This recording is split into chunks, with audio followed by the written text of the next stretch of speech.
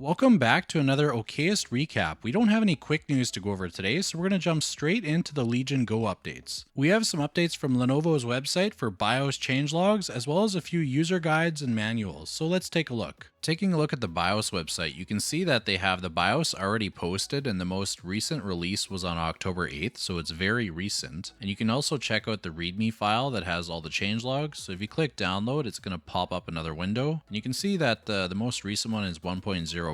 You can see the different attention, notes that they have for the user, as well as a summary of the changes. So if we go all the way back to the beginning, you can see when they started working on this. And the earliest one is actually from May 18th. So they've been working on this for quite some time. And this is version 0.01. So if you're curious to see what they've all worked on, because there's a number of updates here, definitely check this out. I will drop that link in the video description and take a look at it. It's pretty interesting. If we take a look at this second website, we can see we have our guides and manuals. So we have the user guide, hardware maintenance manual, compliance info, and safety and warranty guide. First, let's take a look at the user guide. So if you click on view PDF, it's going to pull up another window where you actually get this full user guide. It's 40 pages long, but about 32 of that is actual content you may want to look at. The last is just trademarks and different info that you probably don't need. So let's just briefly jump in here. So you can see that they have an overlay of the device, just basically shows where everything is. Pretty straightforward. And then you also get an overlay of the buttons and what they're actually labeled. So you can see that there's M1, M2, and then they have Legion button L and Legion button R. Shows you where the sensors are. So it just gives you a bit more insight on where everything is on your device. There's also some descriptions for different lights. So this is for a wired connection, wireless connection, and what they'll be doing. So blinking fast for 5 seconds, solid light. So this will be good to hold on to in case you, in the future are experiencing some issues and you're trying to troubleshoot it. Definitely make sure you have this user guide. You'll probably get one in your box when you buy the device, but it might not hurt to take a look now. So there's a lot of information here. We're not going to go through it all today because there's obviously way too much, and a lot of it we've covered before. Like, this is the full specifications, so you can take a look at this if you'd like.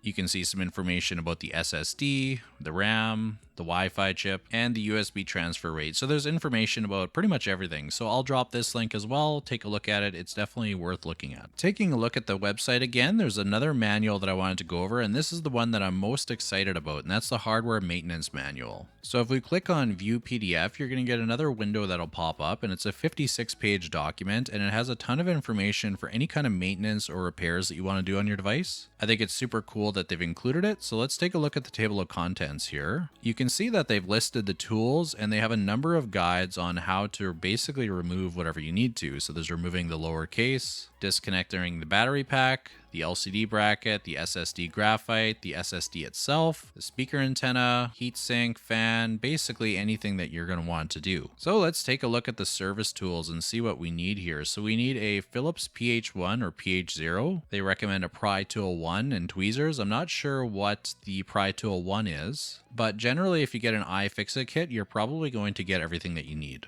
So let's scroll down and take a look at some of these. So removing the game controls, pretty straightforward. You basically just need to push the button and pull them out.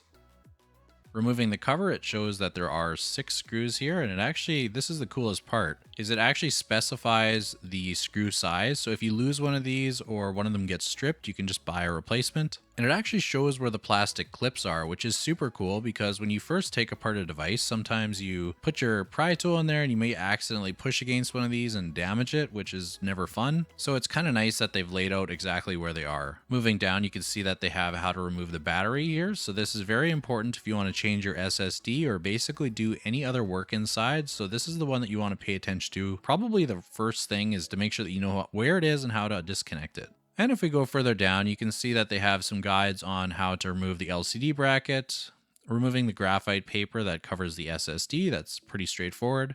And then also how to remove the SSD itself. So it's kind of nice that they put in little guides here, or little reminders on where you can link to them for basically disconnecting the battery pack cable, removing the lower case. So you can see all of the previous instructions that you need so that you can actually do this. And then it shows you a guide. It's fairly simple, but changing an SSD once you're already inside is very simple. So it just says you need to remove the one screw, pull the SSD out, and then you can put another one back in and then re-secure it. So Again, it also says the screw type, so if you do strip one, you can just order a screw of the same specifications and replace it. And there's a little bit more information here on, I guess, the part number and different things you can find for if you wanted to get, I guess, the official parts. But of course, you can replace this with a different SSD brand. So I'm not going to, I guess, take you through this whole thing because this is something that if you want to take a look at it a little bit further, I would recommend definitely checking out the link in the description. It's very handy. I'm actually very excited about this. I'm still going to be making videos so I can do video format tutorials for you guys on how to do some of these repairs, because I know some people, they do better with guides like this and some people do better with visual, I guess, actually seeing what's happening. So I do plan to do that when I get the device. So there you have it. I keep thinking that we've had all the updates that we can get before the device actually launches, and every time I seem to be wrong. So check out these guides. I'll drop them in the description. They're very interesting to read through. And that's going to do it for my Legion updates. So let's head over to the ROG Ally. This week for the ROG Ally, it's actually been a very quiet week. I only have a couple things to cover. The first one is the MCU update that came out on October 11th. The changelog really doesn't have any information for us to go off of. It basically just says that it optimized the user experience, so I don't really know what they changed, and I haven't really had a chance to test it yet. And the second update I have for the Ally is actually a BIOS update that came out one day later on October 12th. And once again, there really isn't any information. All that it says in the changelog is that it optimized the system performance. So this next week, I'll probably update mine and do some testing to see if there's any real difference between the previous one and this one. I'm a little behind on some videos that I would like to complete, so if there's a significant change, then I'll make a video on it. If not, then I'll probably just skip it. And one last update for the ROG Ally is I did a video comparing the OneXFLY versus the ROG Ally, so that's the Z1 Extreme versus the 7840U. And the OneXFLY that I have is a 32GB model with the 7500 megatransfers per second speed. So it was interesting to see how they compared, and it was also interesting the bonus performance test that I did, where I was able to close the gap with some very minimal changes. And it's a new style video for me, so check it out, let me know what you think, and if you have any suggestions on how I can improve the next head-to-head video, I would definitely appreciate it. So that's going to do it for my ROG Ally updates. Next, I'm going to show you a product from UGreen that I've been testing that's actually pretty crazy. If you're a madman like me and have too many devices, definitely check it out. I was able to charge 5 devices at a time. So let's head over there and take a look. This week's accessory of the week is from UGreen. It's their nexode 300 watt 5-port PD GAN fast charger. And of course, in the box, you get the power block, you get a USB-C cord, and the power cord for the power block. So this block is pretty massive. And because it's so large, it has a separate cord to plug it in, because I don't think you'd be wanting to plug this directly into the wall. It would probably fall out because of how heavy it is. So you can see this cord at the back, and you can see the specs here if you take a little closer look. I'll leave a link in the video description, but make sure to check those just to make sure it fits what you're trying to charge. At the front, there's 4 USB-C ports and 1 USB-A port, and there's a number of different configurations that really depend on which ports you're using, what's going to be delivered. So I'll quickly show you some of the patterns that you can use, and then I'll also test with 5 different devices. So I'll briefly go through these. If you want to see them a little closer, pause the video or check the link that I'm going to drop below. If you're only using one port, here's what the wattage will be for each of the individual ports. And if you switch to 2 ports, you can see it gets a little more complex. There's a number of different variations that you can use. And with 3, it's a little bit less complex, but there is a number of variations here. And then here it is with 4, it gets simplified a little bit further. And here it is using all 5. So this is what we're going to test out today with a number of devices. So here's the devices I'm going to test out all charging at the same time, and I'm going to see if I can get turbo mode with the ROG Ally. We've got the AYN Odin, which I just picked up by the way. We have the OneXFLY, the ROG Ally, the Steam Deck, and the RG353V. To get the maximum charge, we're going to need to use the right port for the right device. So we're going to use the top port for the ROG Ally, we're going to use the second port for the OneXFLY, the third for the Steam Deck, fourth for the AYN Odin, and we're going to use the 5th one for the RG353. This will make sure that all devices are getting the charge that they need. Now that everything's plugged in, we can check to make sure everything's getting full charge. So if you look at the Ally, we have 30 watt turbo mode, which means that we're getting our full charge. Next, we'll take a look at the Odin, and it doesn't really take a lot of wattage when it's just sitting here. So you can see it's getting about 8 watts delivered right now, and the device shows that it's charging. So let's take a look at the OneXFLY. I have Starfield running, and I'm running at 30 watts to push the device, and we can see that it's receiving the full 60 watts of charge if you take a look at the cord there. which is more than enough to charge the device and still run at 30 watts. If we take a look at the Steam Deck, we're receiving about 40 watts of charge, so it's running perfectly fine. The Steam Deck's stock charger is 45 watts, so I'm not surprised that that's working fine. We'll take a look at the RG35, and you can see that it's still receiving a charge, which isn't really surprising. It really doesn't take a lot of power to charge this device. So if you take a look at the charging block, you can see I'm using all 5 and we're getting the maximum charge, or at least close to. The only one that could receive more charge to charge up a little bit faster is the OneXFLY, but as it is still charging the battery while running at 30 watts. So who is this for? Well, this is for people like me that ultimately end up charging a number of devices. For me, it's because of the channel and I usually need to do a lot of things at once. For many others, it'll be to support their devices plus their coworkers or the spouse or anyone else that needs them. At the time of recording, the device is $70 off, so check the link in the video description, and thank you to UGreen for sending this device for me to test out.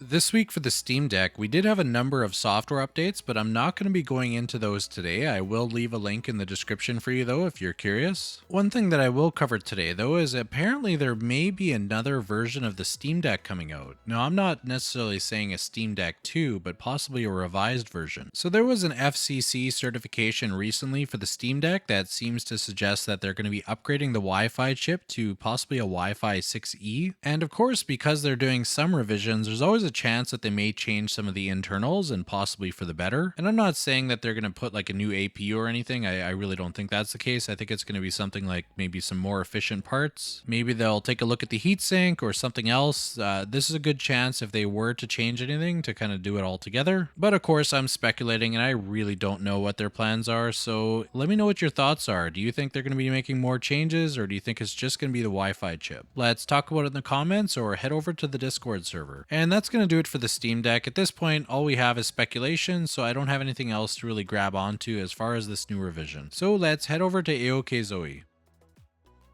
For AOKZOE this week, we only have a couple things to go over today. The first one is a sale that's come up, specifically for the 6800U A1, so it's $599 for the 1TB model, which is actually a really good deal. So you can get this in white or blue, and this is actually the cheapest I've ever seen them go down to, so if you're interested in A1, now is a good time. The performance is just a little bit less than the 7840U or than the ROG Ally. The second update I have is actually a shared update with OneXPlayer, and that's for the new OneX console software. In a recent update to the OneX console software, there's actually gyro controls that are built in, so you can see right now I have it set to mouse mode, but if I press Y, you can check some other options. There's one that simulates a DualShock 4 and another one that simulates Xbox, but if you do get those, you'll have to download some extra software. But for this example, I'm just going to show you the mouse mode. All I have to do is click it, and then I can move the device around and it moves the mouse, so the gyro is enabled just from this app now. I haven't tested it with the controllers in-game, but you can see that the feature is there. I'll demo it on my AOKZOE, but it's the same for OneXPlayer. So if you open up the OneX console app, tap in the corner and click on check for update, you'll likely have an update there, so just click accept and install. And once you install it, just make sure to click for anyone instead of for me, just to make sure that you're not getting 2 copies of OneX console installed. And now if I click the button to open the software, you can see that it's the same as the OneXFLY. I have this option for gyroscope, and if I go down to it, press Y, the same thing exists here where you can download for Xbox or PS4.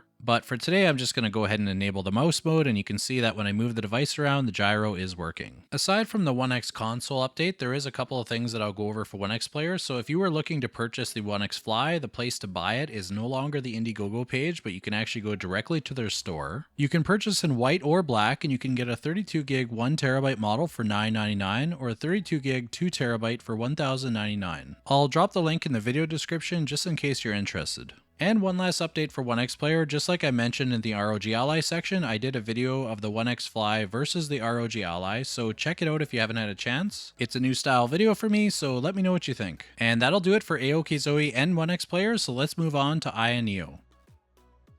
For AYANEO this week, I only have a couple things to cover today. The first one is that there are a few new AYANEO Kun reviews that have gone live. There's one from the Fox that you may want to check out. He has some interesting benchmark results as well as testing the temperature, and I think he did a 16-hour test at 53 watts, which is pretty crazy. I'll drop the link for that one in the description, so check it out if you're interested. We're also expecting another review from Retro Game Corps very soon. In a video review for the TJD T101, he had mentioned that he had received his AYANEO Kun and is going to be working on it soon, so we should expect that video sometime probably in the next week or so. There's still a few days for the campaign, so if you were looking to get one, now would be a good time before the time runs out. For my second update, there's actually a cool VRAM adjustment in ISpace 2 now, so if you get the BIOS update, this will be an option for you. So if we go to VRAM, you can see that I have 6 gigabytes selected, and I can go all the way up to 9 gigabytes. I have the 32 gig model, so I have a little bit of flexibility. To get the BIOS update as well as ISpace 2, you need to head over to AYANEO's website and go to the download page. Here you can see that there's a number of different BIOS files, so make sure that you get the correct one. For me, it's going to be the AYANEO 2 series. If you're going to get the 2S, make sure that you get that one, or if you have a Geek 1S, make sure that you click that one. If you pick the wrong one, there's a good chance you'll break your device. And if you want to get ISpace, you can grab it in the top left corner here. So that's going to wrap it up for AYANEO, so let's head over to GPD.